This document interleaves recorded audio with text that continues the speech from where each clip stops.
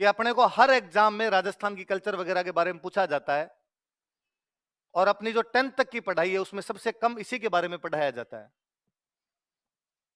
उसका रीजन है, बाकी तमाम स्टेट की जो प्राइमरी एजुकेशन है या कम से कम सेकेंडरी तक की एजुकेशन खूब सारी जगह तो वो उनकी मदर टंग में है, उनकी भाषा के अंदर होती है। पंजाब का बच्चा पंजाबी पढ़ेगा पहली क्लास से, और जब पंजाबी पढ़ेगा तो अपने त्योहार 30 त्योहार ही तो पढ़ेगा, और क्या पढ़ लेगा पंजाबी में?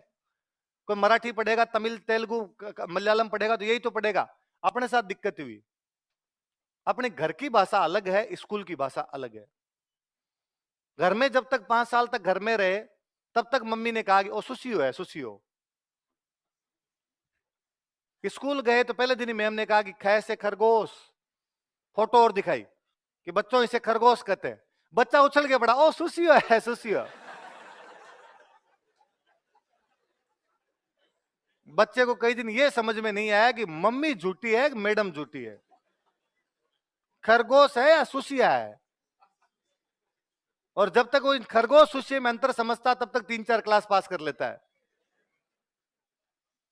विडंबना है बहुत बड़ी, क्योंकि हम एक दूसरी भाषा के अंदर पढ़ते हैं, इसलिए हमें हमारी चीजें सबसे कम आती है, बाकी वाली सारी चीजें हम जान जाते हैं। मुझे लगता है ये का ये यदि हमारी प्राइमरी एजुकेशन हमारी मदर टंग में होती तो हमें 30 गणगौर सब आते, हमें एक एक चीज पता होती इन 30 गणगौर की कि क्या होता है इनके अंदर क्या नहीं होता, हम सब जानते हैं।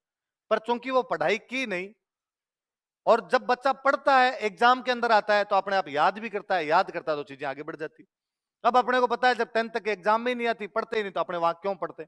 यहां तो पढ़नी पड़ती है क्योंकि एग्जाम में आती है, तो इसलिए अपने चीजें ये इंपॉर्टेंट हो जाती है।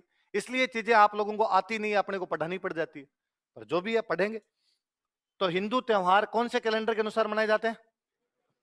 ये विक्रमी कैलेंडर इन ईसाइयों वाले कैलेंडर से कितने साल आगे होता है?